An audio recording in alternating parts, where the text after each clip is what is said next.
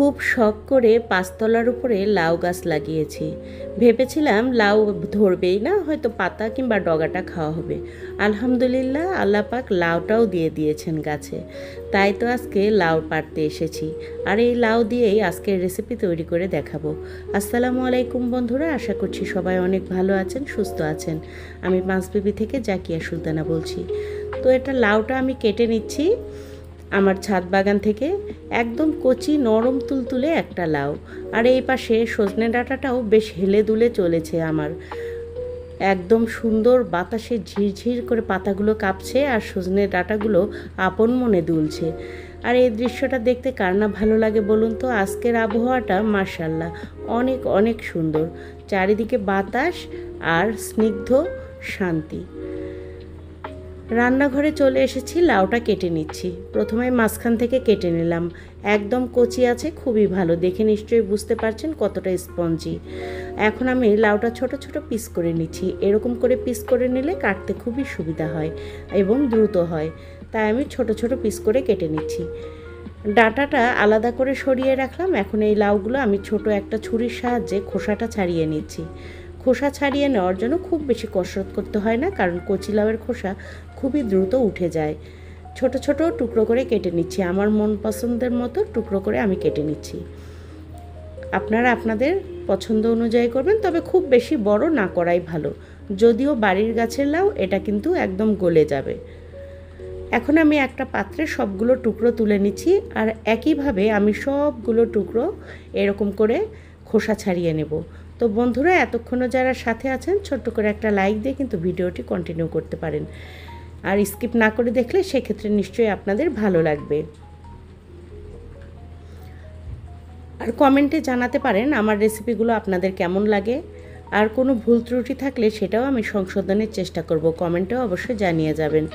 আর বন্ধুরা, চ্যানেলটি কিন্তু সাবস্ক্রাইব করে সাথে থাকতে পারেন, বেল আইকনটি বাজিয়ে দিয়ে অল অপশানে একটা ক্লিক দিয়ে দিবেন। এতে করে আমার সকল ভিডিওর নোটিফিকেশন আগে ভাগে আপনার কাছে পৌঁছে যাবে। আমি লাউটা অফ ক্যামেরায় ধুয়ে নিয়েছি। এখন আমি এখানে কড়াইয়ের মধ্যে তেল দিয়ে পেঁয়াজ কুচি দিয়ে ভেজে নিচ্ছি। সর্ষের তেলেই আজকে রান্নাটা হচ্ছে। আর এখানে গোটা জিরা ফোড়নের জন্য খানিকটা দিয়ে দিলাম। জিরাটা যখন ফুটে উঠেছে সেই পর্যায়ে এখানে আমি আদা রসুন জিরা বাটা দিয়ে দিলাম। আদা রসুন জিরা বাটাটা দিয়ে এর সঙ্গে লবণও দিয়ে দেব। দিয়ে খুব ভালো করে একটুখানি কষিয়ে নেব, যাতে আদা রসুনের কাঁচা গন্ধ না থাকে।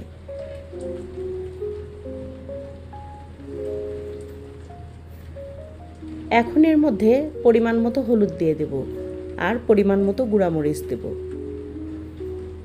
এখন আবারও একটুখানি নাড়াচাড়া করে নিলাম, তবে খেয়াল রাখতে হবে মশলাটা যাতে পুড়ে না যায়। মশলা পুড়ে গেলে খাবারের স্বাদ কখনোই ভালো হয় না, তা সে যত দামি খাবারই হোক। এখন লাউটা তার মধ্যে দিয়ে খুব ভালোভাবে মশলার সঙ্গে মিশিয়ে নিচ্ছি। আর এখানে আগে থেকেই ডিপ ফ্রিজে ভুনা করা মাংস ছিল, সেই পটের মধ্যে থেকে মাংসটা এখানে দিয়ে দিলাম।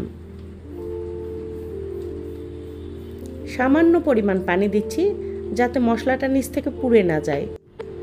বেশি পানি দেওয়া যাবে না, খুবই সামান্য পরিমাণ পানি দিতে হবে। আর লাউ থেকেই অনেক পানি বের হবে, যেহেতু কচি লাউ আর মাংসটা উপরে দিয়ে রেখেছি, এটা উত্তাপে ধীরে ধীরে গলে যাবে। আর এর মধ্যে এখন গরম মশলা দিয়ে দিলাম, সাদা এলাচ, দারচিনি, এইসব আর কি। এলাচটা আমি অবশ্যই থেতো করে দিই সব সময়, এতে করে ফ্লেভারটা বেশ ভালো আসে। আর লাউ থেকেই এখনই অনেকটা পানি বের হয়েছে, দেখতে পাচ্ছেন। এখন আমি মাংসটা একটুখানি কভার করে নিচের দিকে দিয়ে দিলাম, যাতে দ্রুত গলে যায়। আর এখন সবটা মাংস গলে গেছে, কত সুন্দর হয়েছে। বেশ খানিকক্ষণ জাল দিয়ে নিয়ে কষিয়ে নিয়েছি, লাউটাও সেদ্ধ হয়ে গেছে।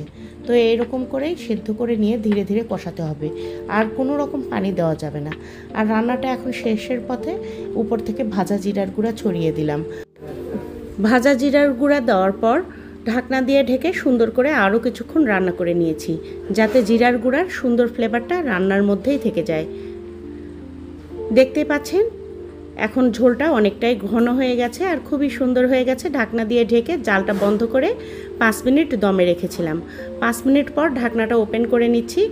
কতটা সুন্দর কালার এসেছে দেখেন, এত লোভনীয় লাগে এরকম করে গরুর মাংস দিয়ে লাউ রান্না। আমার তো খেতে খুবই ভালো লাগে, তার উপরে বাড়ির গাছের লাউ, খুবই টেস্টি হয়েছিল।